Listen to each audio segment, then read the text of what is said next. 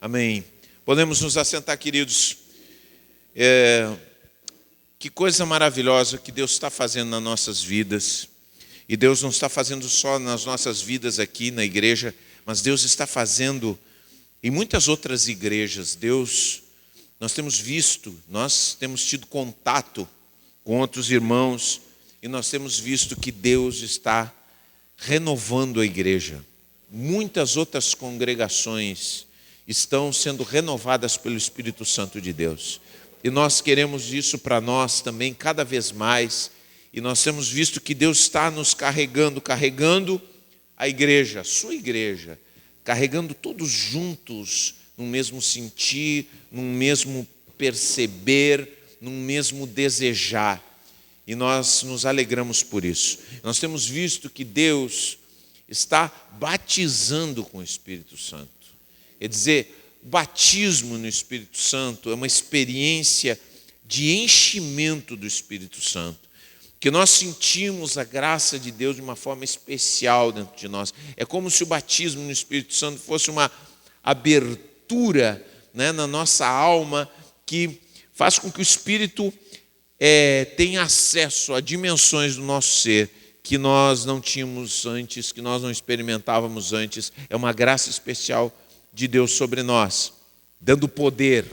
É o Pentecostes. No Pentecostes, os discípulos já tinham sido preparados, haviam sido ensinados, haviam tido a presença de Jesus com eles durante 3 anos. Quer dizer, Jesus já tinha morrido, já tinha ressuscitado, já tinha soprado sobre eles o Espírito. Em João, no final de João, sopre sobre vocês o Espírito Santo, receba o Espírito Santo. Mas mesmo assim, eles ficaram esperando no cenáculo que eles fossem cheios do Espírito. Eles ficaram esperando o momento certo. E aí a Bíblia diz que, como de uma forma repentina, veio um soprar do Espírito Santo sobre aqueles discípulos que estavam reunidos ali. Como línguas de fogo foram distribuídas sobre as cabeças deles. E eles começaram a falar em novas línguas. Começaram a proclamar as grandezas de Deus. E tinha gente de muitos lugares que visitavam Jerusalém e que ouviam aqueles homens glorificarem a Deus na sua língua materna. Eu disse, mas o que está acontecendo aqui? Esse pessoal não conhece a nossa língua? E eles estão proclamando as grandezas de Deus. E aí, aquilo que aconteceu em Babel, Deus faz com que aquela divisão que havia em Babel seja quebrada e volta novamente aquela unidade no Espírito Santo. Todas as nações, todos aqueles que creem, quer dizer, o Espírito Santo gera um poder na vida daqueles discípulos que eles começam a pregar o Evangelho, as coisas começam a acontecer. Isso é Pentecostes. E nós precisamos também desejar isso no nosso coração, abrir o nosso coração para isso. E aí o Espírito começa a agir em nós, começa a nos encher, começa a nos capacitar. E tem muitas pessoas aqui na igreja que Deus está enchendo do Espírito Santo. Tem muitas pessoas aqui. Semana passada o Hélio chegou e me procurou e disse assim, pastor, eu fui batizado no Espírito Santo. Eu fui batizado no Espírito Santo. Eu fui cheio do Espírito Santo. De uma forma como eu nunca fui antes. Eu senti a Deus de uma forma como eu nunca senti antes. Quer dizer, Deus está agindo. Deus está tocando as nossas vidas. E nós precisamos estar abertos. Abrir o nosso coração. Nós queremos falar um pouquinho sobre isso. Queremos tocar sobre isso. E queremos que você abra a sua Bíblia. No capítulo 3 de Apocalipse, que é o último livro da Bíblia, é bem fácil de achar, capítulo 3 de Apocalipse. Sempre quando a gente pensa em Apocalipse, a gente pensa em algo que vai acontecer no futuro, mas o Apocalipse tem uma palavra que não é direcionada apenas sobre aquilo que vai acontecer no futuro, mas também uma palavra profética para a igreja, um desafio profético para a igreja. De algo que aconteceu no passado, mas é algo que permanece vivo para nós, uma advertência que permanece viva para nós. É o que nós queremos ler em nome de Jesus aqui, capítulo 3, verso 14. E diz o seguinte: escreva essa carta ao anjo da igreja em Laodiceia, que é uma cidade. Essa é a mensagem daquele que é o Amém, a testemunha fiel e verdadeira, a origem da criação de Deus, o Cristo. Sei de tudo que você faz. Você não é frio nem quente. Desejaria que fosse um ou outro. E aqui, Cristo está falando para a igreja, porque o contexto dessa realidade, dessa cidade é o seguinte: haviam águas quentes, águas termais perto de Laodiceia. Essas águas quentes eram muito úteis para a cura, como são hoje, né? Você toma um banho, né, em águas termais, faz bem para o corpo, faz bem para os ossos. A água quente é boa, é muito boa. Mas havia também as águas frescas, e em cidades próximas de Laodiceia, era uma água própria para beber. Por isso que Cristo disse assim: olha, se você fosse quente, estaria bom. Se fosse frio, também estaria bom. Aí não está falando da frieza espiritual, está falando da água que é própria. Agora, você não é frio nem quente, você é que nem a água que entra para dentro da cidade. E a água que entrava para dentro da cidade era essa água quente, que ao longo do caminho ela pegava uma série de minerais, e ela, quando se ia beber, ela não era uma água própria para beber. As pessoas sentiam realmente esses engulhos, essas ânsias de vômito, porque era uma água que não era uma água boa para beber, uma água morna e cheia de dejetos que vinham através do aqueduto, do qual descia essa água mineral quente. Chegava de quente, chegava morna. Por isso que Cristo usa essa analogia para falar com essa igreja. Então ele diz o seguinte: sei de tudo que você faz, desejaria que você fosse um ou outro, mas porque é como água morna, como essa água morna. Ele está dizendo, a igreja é como essa água morna da cidade. Nem quente nem fria, eu o vomitarei de minha boca. Você diz, sou rico e próspero, não preciso de coisa alguma, e não percebe que é infeliz, miserável, pobre, cego e está nu. Eu o aconselho a comprar de mim ouro purificado pelo fogo, e então será rico. Compre também roupas brancas, para que não se envergonhe de sua nudez, e colírio para aplicar nos olhos, a fim de enxergar. Presta atenção, meu irmão. É muito interessante o que Cristo fala aqui. E a gente, às vezes, quando olha e lê isso aqui à primeira vista, a gente não entende por que Cristo fala isso. Você sabe que a cidade de Laodiceia também era uma cidade rica. Antes de que fosse escrita essa carta aqui para a igreja de Laodiceia, a igreja de Laodiceia, 30 anos antes, mais ou menos, havia passado por um terremoto. E o terremoto havia destruído a cidade de uma forma muito grande. Sabe, aquele tipo de catástrofe. E o governo romano ofereceu-se para mandar dinheiro para essa cidade, para que ela se reconstruísse. A cidade fez que nem aquela lá de... Não sei, como é que é o nome daquela cidade lá que construiu a ponte? Nova Roma, não é? Construiu a ponte, hein? Farroupilha? Não me lembro, Nova Roma, eu acho que, né? Construíram a ponte, que até o nosso governador ficou meio sentido com aquilo ali, que foi um golpe, né? Um golpe, porque eles conseguiram construir por 25% do orçamento que haviam feito no governo para construir aquela ponte. A comunidade se reuniu. Mas vejam só, Laodiceia fez a mesma coisa, só que a coisa foi mais do que uma ponte. Destruiu toda a cidade e disseram assim, não precisa nos ajudar. Nós temos aqui o suficiente, porque era uma cidade rica. Era uma cidade que era a passagem de uma grande estrada que comunicava duas regiões muito importantes. O comércio acontecia em Laodiceia. O dinheiro girava em Laodiceia como poucos lugares do império. Era um lugar rico que se reconstruíram sozinhos. Não precisamos de vocês. A igreja que estava lá estava dentro de uma cidade opulenta. Uma cidade em que seus moradores se sentiam autossuficientes, sem necessidade de nada. Vejam só, aquilo que havia, o espírito que havia dentro da cidade, de orgulho, de autossuficiência, de arrogância, foi para dentro da igreja. Aquilo que era econômico se tornou espiritual. Nós não precisamos de nada. Nós somos autossuficientes. A igreja também se sentia autossuficiente. Então, Cristo traz uma palavra de advertência para a igreja. Escuta só, você pensa que é rica, mas você é pobre. Você pensa que é rica, pode até ser rica financeiramente, você é pobre espiritualmente. Cai na real. A palavra de Cristo para a igreja é uma palavra forte para a igreja de Laodiceia. Cai na real, você não é rica, você é pobre. E aí Cristo continua dizendo outra coisa, ele diz assim, você é cega. Sabe o que tinha na cidade de Laodiceia? Uma escola de medicina oftalmológica. Se vendia um pozinho especial para colocar nos olhos, para as pessoas verem. Era famoso em todo o império.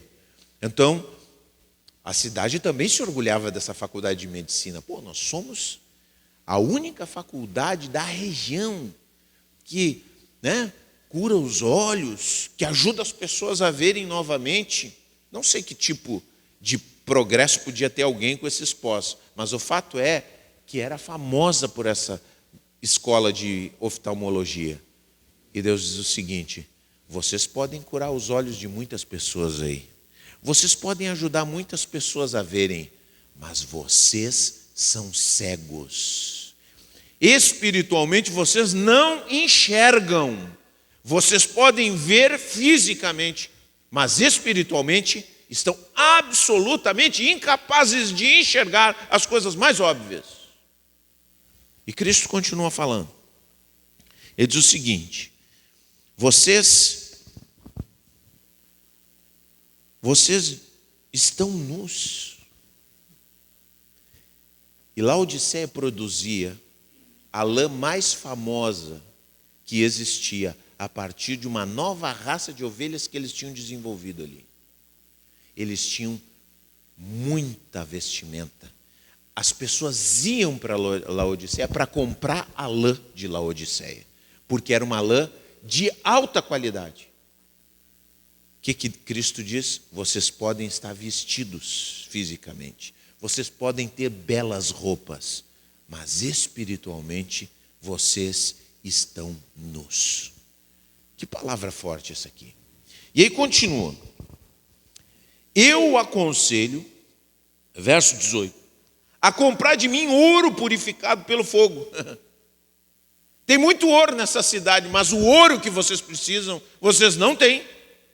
Eu aconselho vocês a comprarem ouro purificado pelo fogo, e então será rico. Ser próspero financeiramente não significa ser próspero espiritualmente. Estar bem financeiramente não quer dizer que você está bem espiritualmente. Compre também roupas brancas, para que não se envergonhe de sua nudez, porque você não está vestido espiritualmente, você não tem nada espiritualmente. E colírio para aplicar nos olhos a fim de enxergar. Eles tinham um colírio lá, mas o colírio que eles tinham não ajudava eles a enxergarem. Eles precisavam do colírio que vinha dos céus. Eu corrijo e disciplino aqueles que amo. Por isso, seja zeloso e arrependa-se. Preste atenção, estou à porta e bato. Se você ouvir minha voz e abrir a porta, entrarei e juntos faremos uma refeição como amigos. O vitorioso se sentará comigo em meu trono, assim como eu fui vitorioso e me sentei com meu Pai em seu trono. Quem tem ouvidos para ouvir, ouça o que o Espírito diz à igreja. Amém? Esse texto é profundo, gente. Fala sobre mornidão espiritual. Fala sobre uma igreja que está vivenciando algo muito complicado, muito problemático, muito doente. E quando nós lemos, muitas vezes, quando nós pensamos em avivamento, quando nós buscamos avivamento, nós pensamos assim: nós queremos um bom exemplo de avivamento, mas nós podemos aprender, e eu sempre digo, nós podemos aprender, às vezes mais, dos maus exemplos. Muitas vezes, olhando aquilo que não devemos fazer, podemos encontrar o caminho sobre o que devemos fazer. E, de pronto, quando nós lemos essa palavra, nós podemos chegar à conclusão rápida de que aquilo que nós sentimos nunca pode ser um indicativo da nossa situação espiritual. Às vezes nós estamos contentes com a nossa vida espiritual. Como é que você está com a sua vida espiritual? Como é que você acha que está a sua vida espiritual? Como é que você acha que está a sua temperatura espiritual? Como é que você acha que está? Você está morno? Você está quente? Você está fervendo espiritualmente? Como está a nossa vida espiritual? Às vezes nós achamos que estamos bem, porque a nossa vida como um todo está bem. Quer dizer, está tudo bem financeiramente, eu tenho um trabalho. As pessoas geralmente pensam assim. E o mesmo acontecia com Laodiceia. Eu tenho um trabalho, eu tenho dinheiro garantido, eu tenho uma estabilidade, minha família está tudo bem, não está acontecendo nenhum problema demais, eu tenho saúde, está tudo bem na minha vida espiritual. A gente conclui logo isso, porque nós confundimos, nós achamos que uma pessoa, e a pastora tocou nisso, a gente pensa que quando uma pessoa passa por uma doença é porque ela está mal espiritualmente. Isso é um absurdo. Pensamos que quando uma pessoa está com um problema financeiro, é porque ela está com um problema espiritual, alguma coisa ela fez. E as coisas não são tão simples assim. Então, se as pessoas estão bem estáveis, elas estão bem espiritualmente. E se elas estão tendo problemas, é porque elas não estão mal espiritualmente. E não é assim que funcionam as coisas. Há uma avaliação de Deus. Há um pensamento de Deus. Sei quem tu és. Eu amo essa palavra. Sei de tudo que você faz. Deus sabe. Nós não sabemos. Nós não sabemos de tudo que nós fazemos. Muitas vezes nós não estamos conscientes, mas Deus está consciente de tudo. Deus está vendo todas as coisas. Deus percebe todas as coisas. E Ele não só percebe, como Ele fala conosco. E que coisa terrível. E que nós temos que ter para o nosso coração quando nós olhamos essa igreja. Quando uma vida espiritual, e aí nós precisamos olhar para nós. Aí essa igreja precisa se tornar como um espelho através do qual nós analisamos a nossa vida espiritual. Estamos entusiasmados com a nossa vida espiritual? Porque apesar de tudo bem, apesar dessa igreja se avaliar como que estava bem, a Bíblia nos diz, e Deus dá o decreto, diz: vocês são mornos. Vocês estão sem entusiasmo. Vocês são pessoas indiferentes. Vocês são pessoas que não estão nem aí. Vocês não estão ligando. Vocês não estão dando atenção. Porque vocês vão ver no final que Cristo diz o seguinte. Eu amo esse versículo. Esse versículo é de uma doçura e ao mesmo tempo de uma contundência muito grande. Vocês veem que Cristo está onde? Cristo está batendo na porta. Eis que estou à porta e bato. Cristo está onde? Está dentro ou está fora? Está fora. Vejam só como uma igreja, como indivíduos, como grupos, como cada um de nós podemos, pela indiferença, pelo fechar os ouvidos, por seguir os seus próprios caminhos, nós podemos colocar Cristo para fora. Afastar Cristo da comunhão conosco. Não que Cristo se afaste, porque Cristo não se afasta. Porque há uma dimensão dentro de nós que se chama coração. Coração. O coração é um lugar sagrado que Deus constituiu dentro de nós e que é de nossa responsabilidade. Nossa responsabilidade. A salvação pertence ao Senhor. Mas o nosso coração precisa abrir. E o coração só se abre do lado de dentro. Cristo não bota o pé na porta. Eis que estou à porta aí. Para quem é surdo, você já se fez surdo? Alguém que batia na sua porta? Chegou o carteiro. Não, o carteiro você recebe logo, que é a encomenda que você estava esperando. Você viu que é o carteiro, você sai correndo. Ó, minha encomenda. Mas daqui a pouco é aquela pessoa que você não quer ver, você olha, ela fica quieto. As testemunhas de Jeová. Você vai rastejando dentro de casa, para que ninguém te veja.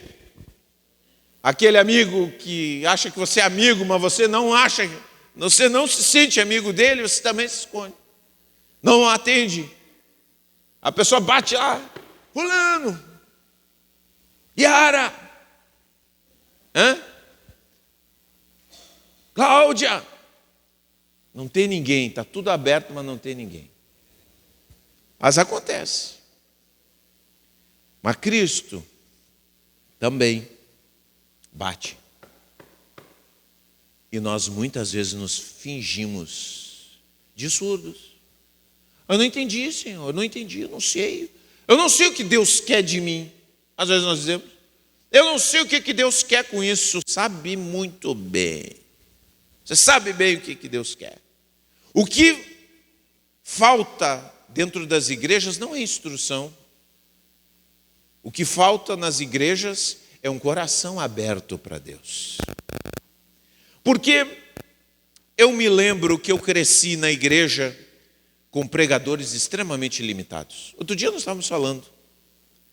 E eu me lembro quando cheguei na igreja, hoje, olhando retrospectivamente, lembrando das pregações das quais me alimentei e me nutri, lembro da limitação daqueles homens, mas eram homens que entregavam o que tinham. Eu me lembro que eu fui num batismo, eu me lembro que eu me sentei bem na frente. Primeiro batismo que eu fui, não era o meu. Eu fui naquele batismo, sentei ali na frente e desfilaram pelo menos uns 4 pregadores, que eu me lembro. Cada um trouxe uma palavra, levantou num toco de madeira, começou a pregar. Eu estava ali com a Bíblia e tudo que eles citavam, falavam, eu ia lá e dobrava as páginas da Bíblia, porque eu queria ler depois em casa. Dobrava. E bebia da pregação daquela gente, daqueles irmãos simples. E com a pregação deles, eu me ergui espiritualmente. Com a pregação deles, eu venci o diabo. Com a pregação deles, eu fui adiante. Com a pregação deles, eu me tornei um líder. Por meio da pregação deles, eu me tornei ousado. Por meio da pregação deles, eu me desprendi de mundanismos, de uma vida perdida. Por meio da pregação deles, eu ouvi o chamado de Deus na minha vida. Por quê? Eis que estou à porta e bato. Não tem complicação. Abre o teu coração. Porque quando a nossa vida está sem entusiasmo, está sem... Aqui a Bíblia diz, seja zeloso. Porque ser zeloso é uma pessoa entusiasmada. O zelo é uma palavra que nós não estamos muito habituados, mas o sentido de zelo, que Deus diz, seja zeloso, é seja entusiasmado. Você tem todo motivo para estar entusiasmado a respeito da vida espiritual. Como nós não vamos estar entusiasmados se Deus nos ama? E Deus não só nos ama, como quer trabalhar na nossa vida e melhorar a nossa vida. Deus quer melhorar a nossa vida, não só melhorar, Ele quer fazer uma revolução da sua bondade em nossas vidas. Deus quer nos jogar para diante, revolucionar o nosso coração, completamente. E diz que Deus não desiste de nós, que o seu amor é eterno, que Ele está juntamente conosco. Nós temos todo motivo para estarmos entusiasmados, cheios de ânimo, começando cada ano expectantes daquilo que Deus vai fazer, porque eu sei, Deus já provou seu amor para comigo, Deus já fez coisas na minha vida, e Ele diz que continua querendo fazer e agir na minha vida. Então, como eu não vou estar entusiasmado? Se eu não estou entusiasmado, eu estou doente. É como aquele menino, aquela criança que você conhece, como foi o meu filho, que era bem agitado. Se o meu filho, se o Tomás, quando tinha 7, 8 anos, ficava deitado na cama e não saía correndo de manhã, ele estava doente. Alguma coisa está errada. Um menino cheio de energia, uma igreja que não está entusiasmada, um grupo familiar que chega, né? Grupo familiar, aquele olho meio fechado, meio aberto, sabe? Todo mundo assim, bocejando, igreja bocejante, olhando o relógio, já está na hora de sair, entendeu? Uma igreja prostrada é uma igreja que tem alguma coisa errada, porque tem tudo para estar esfuziante, entusiasmada, animada, motivada, expectante, alguma coisa.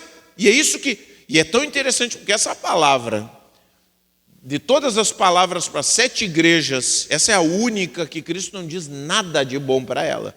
Olha, eu gosto disso aqui de vocês. Não, Cristo diz assim, olha, a vida de vocês está a perigo, está muito aquém daquilo que deveria ser, precisa conectar de novo. Nós precisamos reiniciar a vida. Está faltando zelo, sejam zelosos. Porque a indiferença, gente, a indiferença espiritual é um sinal, primeiro sinal de que a nossa vida espiritual está enderrocada. É a mesma coisa num relacionamento. Você sabe que os relacionamentos começam a ter problema, casamento, namoro, quando começa a indiferença. Primeiro, começam as brigas. Briga, se xinga, se diz coisas, se ameaça, porque eu vou me embora, porque não sei o quê. Quando vai das brigas para a indiferença, aí entra na fase de morte, um relacionamento. Quando você diz assim, eu não estou nem aí. Eu não estou nem aí para aquilo que tu fala. Eu não estou nem aí para aquilo que tu faz. Eu não estou nem aí para aquilo que tu pensa. Eu não quero resolver conflitos. Eu não tenho mais paciência para resolver situações. Eu não tenho mais paciência para conversarmos sobre aquilo que está errado. Eu não tenho mais paciência para entrar em acordo. Eu vou seguir minha vida. E aí cada um segue sua vida independente, às vezes dentro da mesma casa. Isso se chama indiferença. A indiferença precede a morte do amor. E Cristo está atento quando Ele olha para a igreja de Laodiceia, Ele está atento, Ele diz assim, o amor está acabando. A indiferença se instalou, se estabeleceu. Isso se diz de muitas formas. As pessoas não querem saber dos irmãos. Você se importa com o seu irmão? Uma igreja zelosa e entusiasmada se importa com o seu irmão. Como é que está Clarice?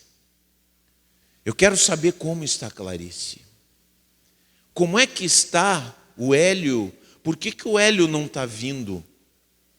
O que aconteceu com ele? Uma igreja zelosa ora, intercede. Nós temos que orar pelo irmão.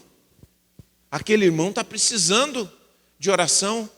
Uma igreja zelosa é uma igreja que se interessa. O que está acontecendo, irmão? Eu estou vendo que tu está triste. Por que tu está triste? Sabe, não é o pastor não procura as pessoas, mas uma igreja é uma igreja como um todo. Vejam que a palavra chega para o anjo da igreja, que é o pastor da igreja, mas é uma palavra coletiva. Nós estamos zelosos do bem. O que nós podemos fazer por aquele irmão? O que nós podemos fazer por aqueles que estão necessitados? Isso se chama o zelo de Deus dentro de uma igreja. E é isso que Cristo está enxergando na igreja de Laodiceia. Alguma coisa de indiferença. E aí aquela coisa, não me interessa. Você sabe como está a sua igreja, irmão? Tanto faz. Você sabe como é que está a sua igreja? Façam como quiserem. Você sabe como é que está a sua igreja? Não me importo. Você sabe como é que está a sua igreja? Não quero saber. Isso se chama indiferença espiritual. E Cristo desafia a igreja. Isso aí, essa vida espiritual de vocês, essa vida espiritual que está só preocupada com o material, essa vida espiritual que está só preocupada com o seu emprego, essa vida espiritual que está só preocupada com a sua situação dentro de casa, com sua comodidade dentro de casa, eu não aguento mais isso. Cristo está dizendo para a igreja, eu não aguento mais isso. Eu estou cansado de ver isso. Essa vida pobre, essa vida miserável, essa vida cega, que não enxerga nada. Eu estou cansado dessa vida. Eu tenho outra vida para vocês. Eu tenho outra vida. E nós muitas vezes ficamos enrolados, gente. Às vezes nós chegamos nessa situação por algumas razões. Às vezes você se decepcionou com gente dentro da igreja. Quantos já se decepcionaram com algum irmão da igreja? Com algum líder da igreja também? Pode, levanta a mão aí. Muita gente já se decepcionou. Agora eu quero dizer uma coisa para você. Se você abala a sua vida espiritual porque você se decepcionou com uma pessoa da igreja, você está colocando os seus olhos em homens e não em Deus. Porque quem se decepciona com alguém dentro da igreja, e todos nos decepcionamos, mas está com os olhos em Cristo, sofre um pouco, mas daqui a pouco diz assim, ó, vamos embora. O que eu vou fazer? Lamento, mas vamos seguir adiante. Vamos seguir servindo a Deus. Ai, tocou num fio, ele já se endemoniou já. Agora, quando nós estamos focados em Cristo, nós não ficamos, mas se as pessoas é o mais importante para nós, aí eu passo anos, porque aquela irmã me disse tantas coisas. E Cristo o que te disse? A irmã te disse um monte de besteira. E olha, tem uns irmãos que se endemoniam e falam umas coisas terríveis, uns crentes, brabo. E tem os pastores também. Pastor que vira lobo quando fica brabo. Diz coisas que não deveria dizer. Mas aí você fica focado no que o irmão falou. E quantas palavras você ouviu de Deus? Quanto Deus te falou? E você entesourou o que o irmão carnal te disse e ficou no coração. E o que era de Deus, o ouro que Deus te deu, o colírio que Deus te deu, a veste que Deus te deu, você jogou fora e ficou só com os trapos que você recebeu do ser humano. E você perde o zelo. Não, eu não vou lá naquela igreja, porque aquela igreja é a igreja do irmão fulano de tal, não é? Você transformou a igreja na igreja do fulano de tal. Mas não é. Aí você se decepciona e fica ali, rodeando aquela decepção. Agora tem uns irmãos que perdem o zelo porque eles se apaixonam por um pecado. Eles fazem alguma coisa que Deus não se agrada. E eles se abraçam com aquilo. Vocês sabem, não é só. Quando eu falo isso, eu não estou falando, todos nós erramos. Eu erro, vocês erram, todo momento. Eu estou falando quando a gente vive um estilo de vida. A gente está vivendo uma vida que a gente sabe que não agrada a Deus. A gente está tomando decisões que a gente sabe que não agrada a Deus. E aí a gente se faz de surdo e continua fazendo aquilo ali. Aquilo não vai acontecer de uma hora para outra, mas aos pouquinhos nós vamos perdendo o afeto por Deus. Aquele afeto que a gente sentia, aquele temor, aquela sensibilidade, a gente vai perdendo. E eu trago mais de novo o exemplo do casamento. Eu sei porque eu aconselho pessoas há muitos anos. E sabe qual é o primeiro sintoma quando o homem ou a mulher estão traindo? Eles começam a deixar de ser afetuosos. E o homem em especial para de procurar sexualmente sua mulher.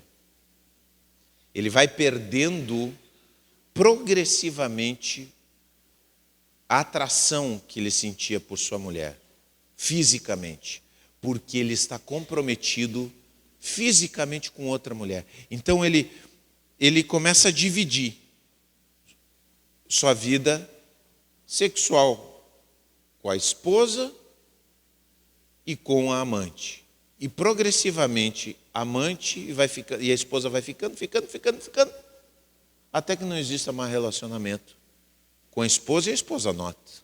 É aí que a esposa nota a diferença, a mudança do olhar. Espiritualmente acontece assim também conosco. Nós nos comprometemos com algo que sabemos que não agrada a Deus. E progressivamente perdemos o afeto pelas coisas que se relacionam com Deus. Então, existem pessoas até que têm uma estratégia. Uma vez, um rapaz que saiu da igreja disse que ensinou para outro rapaz uma estratégia para ir embora da igreja.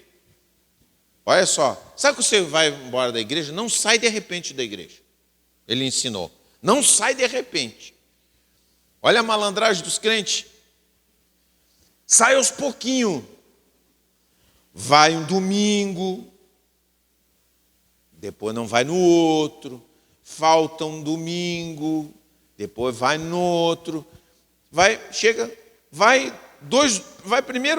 falta um domingo no mês, depois no outro mês falta 2 domingos, no outro mês falta 3 domingos, no outro mês falta todos os domingos, e aí ninguém se deu conta que você saiu, ninguém vai sair atrás de você, e não, olha como é que são as criaturas. E aí ninguém vai se dar conta que você já foi embora da igreja, ninguém vai te procurar, ninguém vai te incomodar. É o coração que progressivamente vai se afastando. Perde o zelo. Ser zeloso. Seja zeloso. Ser zeloso, muitas vezes você precisa tomar uma atitude para o seu coração. Não, eu vou ser cuidadoso. Eu estou com preguiça, mas eu vou fazer o que eu preciso fazer. Eu não tenho vontade, mas mesmo assim eu vou fazer. Porque o meu coração precisa despertar. Agora, voltamos ao final desse texto. E eu quero que você olhe de novo para cá. Verso 20. Nós muitas vezes achamos, e como nós estamos falando aqui, nós muitas vezes achamos que nós precisamos gerar o avivamento. Eu preciso me avivar. Mas eu quero te dizer o seguinte: o avivamento não é responsabilidade nossa. O avivamento é responsabilidade de Deus. É Deus que faz. É Deus que aquece o nosso coração. É Deus que manda o fogo do Espírito. E aqui novamente está o foco da coisa. Estou à porta e bato. Se você ouvir minha voz e abrir a porta, entrarei e juntos faremos uma refeição como amigos. Você imagina como Deus é bom, como Cristo nos ama. Porque ele fala, olha, eu repreendo quem eu amo. Eu chamo a atenção de quem eu amo. Porque você sabe, se o seu filho está em perigo, você dá-lhe uma carraspana nele bem forte. Sai daí, você vê, seu filho está num lugar aí, pode ser mordido por um cachorro, ou está andando com algum marginal, você chega firme nele. Tu não vai fazer isso, tu não anda com esse cara. Abre o olho com as companhias. Está andando com drogado, alguma coisa, você chega firme, porque você ama. E Cristo, da mesma forma, chega nessa palavra e dá-lhe uma carraspana na igreja. Mas vejam como termina a carraspana de Cristo.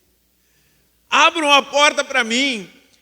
E a palavra que é usada aqui, faremos uma refeição, a palavra no original, no grego, quer dizer a ceia. Tem até outras traduções que diziam cearei com ele.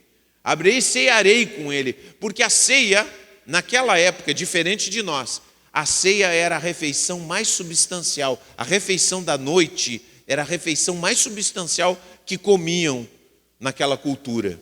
Na cultura grega e na cultura hebraica. Quer dizer, de noite a gente vai comer aquela comida boa, aquela comida assim, mais nutritiva. E Cristo está dizendo o seguinte, abram a porta para mim. Nós vamos fazer uma refeição com amigos, eu não vou vir para brigar. Olha que coisa maravilhosa. Olha o que Cristo fala, como Cristo termina isso. Ele diz, nós vamos fazer uma refeição, e vocês não vão apanhar, eu não vou quebrar tudo. Abram a porta. Nós vamos fazer uma refeição substancial, nutritiva, renovadora, para realmente essa igreja se reerguer, para essas vidas se reerguerem. E Cristo fala isso para nós hoje. Abram a porta do seu coração. Meu irmão, você que está aqui, não importa o nível de vida que você está. Talvez alguns são novos, alguns estão aqui pela primeira vez. Eu quero te dizer uma coisa. Cristo bate a porta do coração humano. De diferentes formas. Mas nós nunca vamos parar numa igreja por acaso. Sempre é porque Deus está tocando a nossa vida e nos inquietando. E nós sentimos a necessidade. Nós sentimos. Às vezes nossas motivações podem ser até meio dúbias, meio duplas. Eu quero ir para ver alguém, mas também quero ver por espiritual. O que seja, mas a gente chega naquele lugar porque Cristo está tocando. Porque Cristo está batendo no nosso coração. Porque senão a gente foge, longe, não quero entrar na igreja de jeito nenhum. Vá que Deus fala comigo. Mas Ele bate na porta do nosso coração e nos convida a abrirmos o nosso coração. Quando abrirmos a porta do nosso coração, começa o avivamento na nossa vida. Muitos de nós estamos, pastor, mas eu estou vindo na igreja toda hora. Eu quero saber o seguinte, não é se você está vindo, mas a sua vida com Deus, o que Deus tem te falado, você tem aberto a porta do teu coração para aquilo que Deus quer fazer na tua vida nesse momento, nesse tempo, porque Deus quer fazer algo nesse tempo. Deus está falando algo para você nesse tempo, algo muito específico para você. O que Deus está falando, e eu quero saber se você tem aberto a porta do seu coração. Aquelas coisas que tem cruzado na sua mente. Você diz, puxa, eu tenho que fazer isso. Sabe aquelas coisas que você diz para você mesmo, quando você conversa com os seus botões, dentro da sua casa, muitas vezes você está deitado e diz, eu preciso fazer isso. Eu preciso arrumar isso na minha vida. Eu sinto que Deus está me falando para andar dessa forma. Eu sinto que porque Deus fala conosco e fala na suavidade, hein? Fala na suavidade, na tua consciência. Eu sinto que eu precisava fazer isso aqui. Aí o que acontece? O Espírito fala com você e você fica naquela coisa assim, mas isso aqui vai me custar muito. Eu não vou conseguir.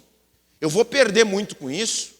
Não, aquela pessoa vai me dizer isso, aquele outro vai me criticar, as pessoas vão rir. A gente pensa um montão de coisas. E aí silenciamos a voz do Espírito na nossa vida. E se apaga aquela chama. Porque é preciso abrir o coração. É preciso abrir a porta. É preciso deixar que Cristo entre, para que Ele converse conosco nessa refeição, para que Ele diga para nós as próximas coisas que nós devemos fazer. E quando nós abrimos a porta, temos essa coragem, e Deus está querendo despertar em cada um de nós a coragem de colocarmos o pé e dizer, não, eu vou abrir a porta do meu coração. Eu vou abrir. Alguns precisam tomar coragem para se batizarem. Tem pessoas que sabem que precisam se batizar. Já ouviram a palavra, já ouviram tudo, e aí, agora? Vai ficar aí?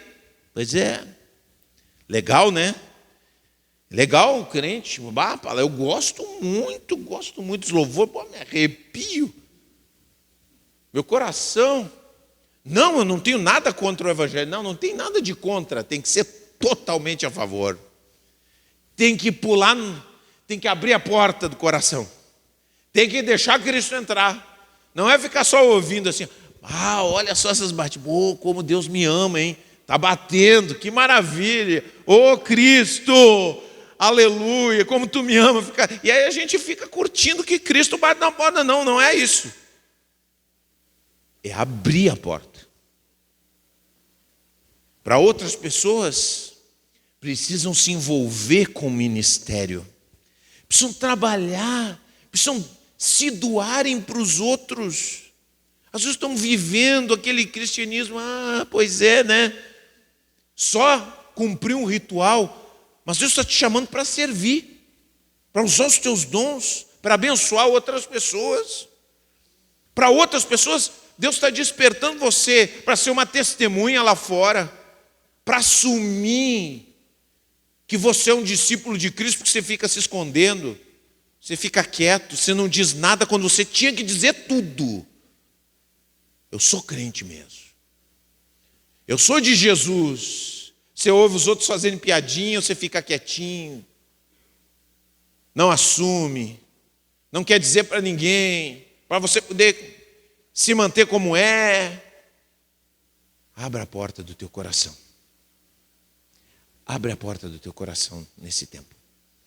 Abre a porta do teu coração e deixa que Deus vai fazer coisas incríveis na nossa vida, na nossa congregação. Eu vou abrir o meu coração. Eu vou abrir o meu coração para aquilo que Deus quer fazer aqui. Eu vou abrir o meu coração para aquilo que Deus quer fazer na igreja, na liderança, no meu pastorado, na minha vida. Eu vou abrir o meu coração. Você vai abrir o seu coração, meu irmão? Você vai abrir o coração para aquilo que Deus quer fazer na tua vida nesse tempo? Eu quero te dizer que aí é a chave. Quando você abrir o coração, acabou a mornidão. Você abriu o coração, você começa a ter vestes novas. Você abre o coração, você começa a enriquecer espiritualmente. Você começa a abrir o coração, você começa a enxergar as coisas que você não via antes. E o coração muda completamente. Eu quero convidar você a ficar de pé em nome de Jesus. E nós precisamos, como precisamos. Como seres humanos nós precisamos dizer, falar, agir, responder a Deus constantemente. Eu vou abrir o meu coração, eu vou abrir. E realmente abrir. E realmente fazer aquilo que Deus nos manda fazer. Fazer aquilo que Deus nos manda fazer. Deus está nos chamando. E eu quero convidar você, no seu coração, sabe? Conversa com Deus aí. Conversa com Deus. Consulta tua mente, tua consciência. você precisa fazer? O que você sabe que precisa fazer? Você já sabe, Deus já tem te falado. Sua consciência te diz. Qual é o próximo passo? Eu quero dizer, não fecha os teus ouvidos, porque quando você fecha os seus ouvidos, você se afasta um pouco mais. Você ouve, se faz de surdo, você vai ficando surdo mesmo. Você vai perdendo a capacidade de responder. Fica cada vez mais difícil, mais embrutecido, mais congelado, mais imóvel, mais incapaz de caminhar. Vamos ser rápidos, vamos ser entusiásticos, vamos ser prontos, vamos dizer sim, Senhor. Eu quero, eu vou fazer, é agora, é hoje, é nessa noite que eu dou um passo, é nessa noite que eu dou um passo.